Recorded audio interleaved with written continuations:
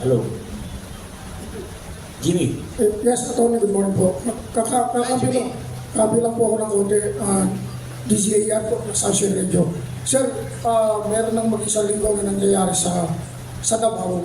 At pakipaliwanag nga po, yung anong pinagkaiba ng search warrant at warrant to arrest? Naka-specific pa po doon kung doon sa warrant to arrest, naka-search warrant, kung ano yung mga bahay na papasukin nila. At ano ba ho sa palagay nyo, doon sa pagsaserve ng warrant to arrest, kailangan ba 4 na batalyon na pulis ang mag-serve? At may mga SWAT pa?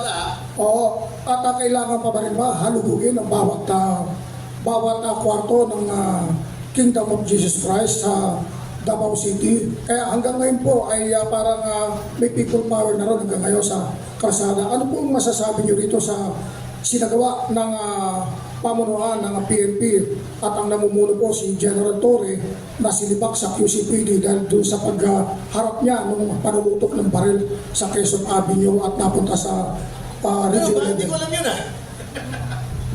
Hindi ko alam yun. Anyway, ito, parehas na sagot. You can fact check this also. Okay. Warrant. Okay, may warrant of arrest. Ngayon, ang warrant, if ang warrant nakalagay, di ba, specifically stating the person to be seized, or the places and things to be searched, nasa Bill of Rights yan. Okay, pangalan, tama yung pangalan. Hahanapin mo yan ngayon. Now, if the arresting officer or officers have reasonable grounds to believe that a person is inside the house, room, enclosure, etc., pwede po silang pumasok doon. Pwede naman. Wala naman kaming sinasabing hindi pwede. Okay. Una, sasabihin mo muna, pwede ho ba kami pumasok kasi may waran. Pag ayaw, you can break in. Wala namang problema. Yan, parehas na sagot sa tanong mo.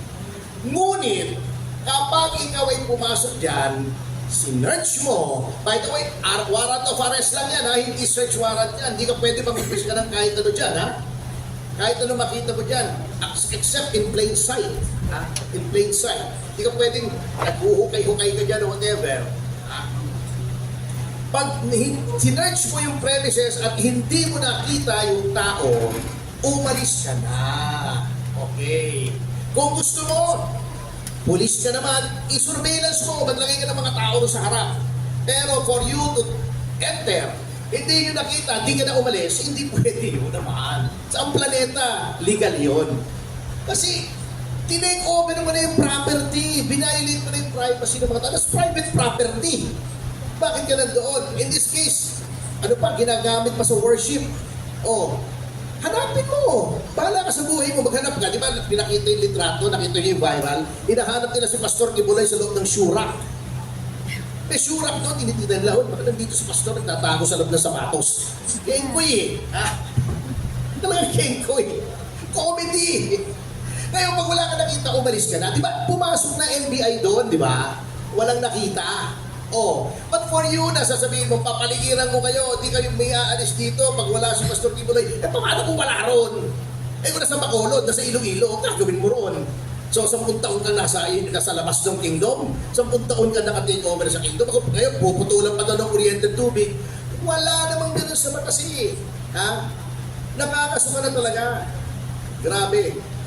Kaya nga, alam nyo, ito lang, I just have to say this because this is personal. Kasi loyal po tayo sa mga Marcos. 40 years pinaglaban nila para mabura yung pinagsasasabi ng mga narrative. Na diktador si Marcos, magnanakaw, etc. Si Junior, parang pinatutunayan niya na kung anong sinasabi. Sa kanila, totoo Alam niyo, sad to say, Mr. Marcos Jr. will end up as a tragic figure in history.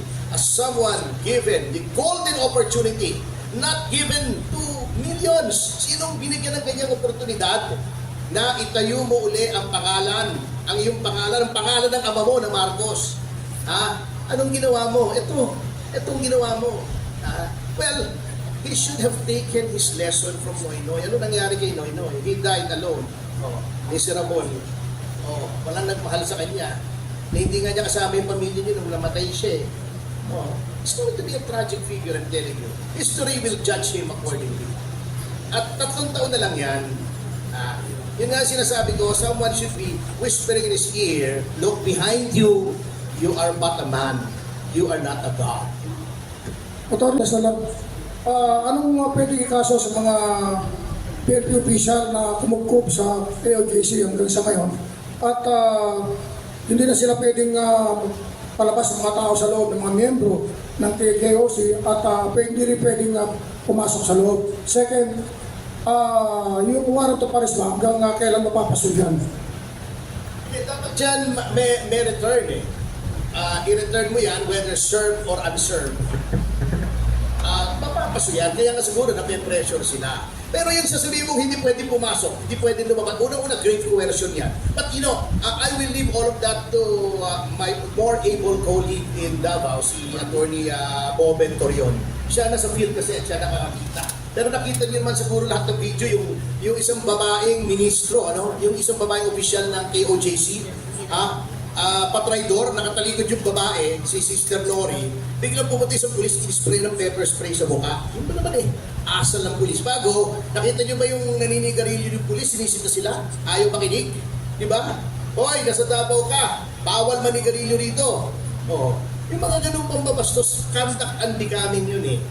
It's so sad to see our police na naging na ganito na sa ilalim ng administrasyon na to. Galing din po ako sa DILG. I was assistant secretary of DILG at one time during the time of Mayor Lim. At actually, in all fairness, kami ni Ping Lacson nag-away kami niyan. Ako nagpawaran sa kanya, remember? Doon sa Desel Corbito, murder case. Nagtago nga siya, di ba? Yun ang ginagamit kong phrase ngayon, fugitive from injustice. Hiniram po kay Ping Lacson yun eh. Thanks sa Tata Ping. Anyway, at this long time na yun, napaka-professional ng police.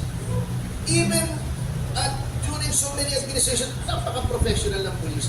Pero ano nangyari rito? Even nung ina-aresto si Madam Arroyo, napakagalang, napakaayos ng police. Ano nangyari sa ating police? Ano nangyari sa NBI? If there is one thing that I'd like to fault this administration is yung deprofessionalization ng NBI at sa kanang police force natin. Grabe.